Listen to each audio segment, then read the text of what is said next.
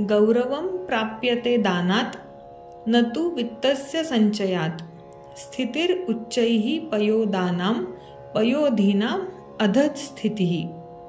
गौरवं प्राप्यते दानात म्हणजे संपत्तीचे दान केल्यामुळे गौरव प्राप्त होतो किंवा मोठेपणा मिळतो, आपली प्रसिद्धी कीर्ती वाढते असे या ओळीतून म्हणायचे आहे।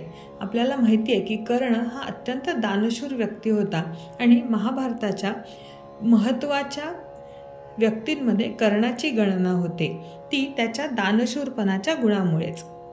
न तु वित्तस्य संचयात, वित्त म्हणजे संपत्तीचा संचय केल्यामुळे मात्र आपल्याला कोणतीही प्रकारची प्रसिद्धी प्राप्त होत नाही। आता हे सांगण्यासाठी इथे सुभाषितकाराने पयोद आणि पयोधी हे अत्यंत सुंदर रूपक वापरले आहे। स्थितीर उच्चैः पयोदानां पयोधीनां अधस्थितिः। आता पयोद म्हणजे ढग आणि पयोधी म्हणजे समुद्र।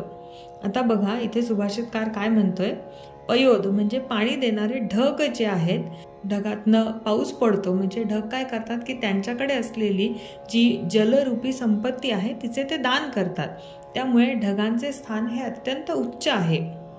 पयोद हे दान करतात म्हणून त्यांची जागा वरती असते। पयोधी म्हणजे समुद्र, तर समुद्र काय करतो, समुद्र या सगळ्या पाण्याचा या सगळ्या संपत्तीचा संचय करतो, त्यामुळे समुद्राची जागा खाली आहे।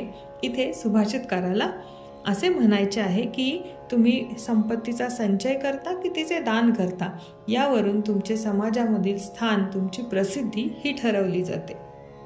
आता खरं तर इथे ढग श्रेष्ठ आहेत आणि समुद्र कनिष्ठ आहे असा प्रकार इथे सुभाषितकाराला म्हणायचा नाही आहे, पण याने पयोद आणि पयोधी या शब्दांवरती अतिशय सुंदर रूपक इथे सुभाषितकाराने योजले आहे।